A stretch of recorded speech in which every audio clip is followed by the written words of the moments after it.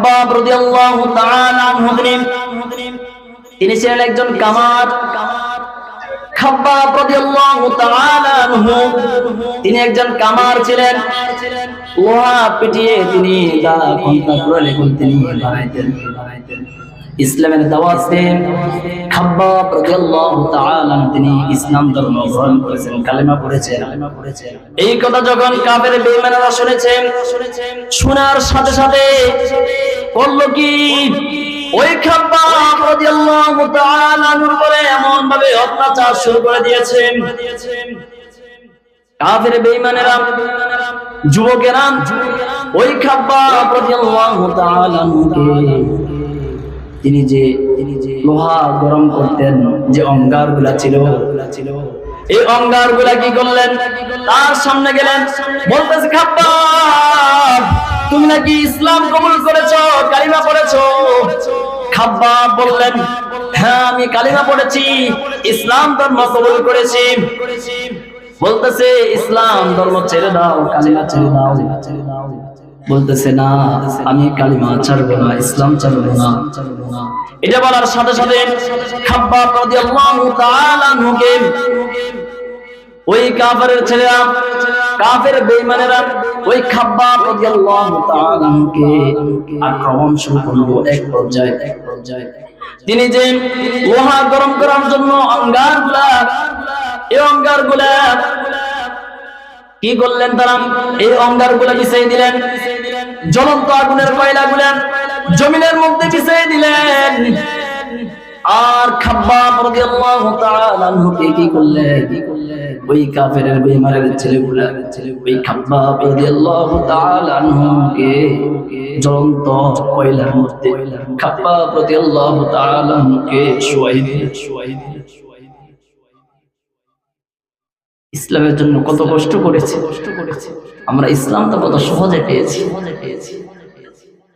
খাব্বাব রাদিয়াল্লাহু তাআলা আনহুকে যখন বলা হলো, খাব্বাব ইসলাম ছেড়ে দাও, কালিমা ছেড়ে দাও, খাব্বাব রাদিয়াল্লাহু তাআলা আনহু তিনি বলতেছেন, আমি যদি মরেও যাই আমি কালিমা ছাড়ব না। এবার কাফের ছেলেরা ওই জ্বলন্ত আগুনের কয়লার মধ্যে যখন খাব্বাব রাদিয়াল্লাহু তাআলা যখন শোয়াই দিলেন, জ্বলন্ত আগুনের কয়লাগুলা খাব্বাবের পিঠের মধ্যে ঢুকে গেছে। আর তার শরীর থেকে রক্ত এবং চর্বিগুলা খুলে পড়তেছে।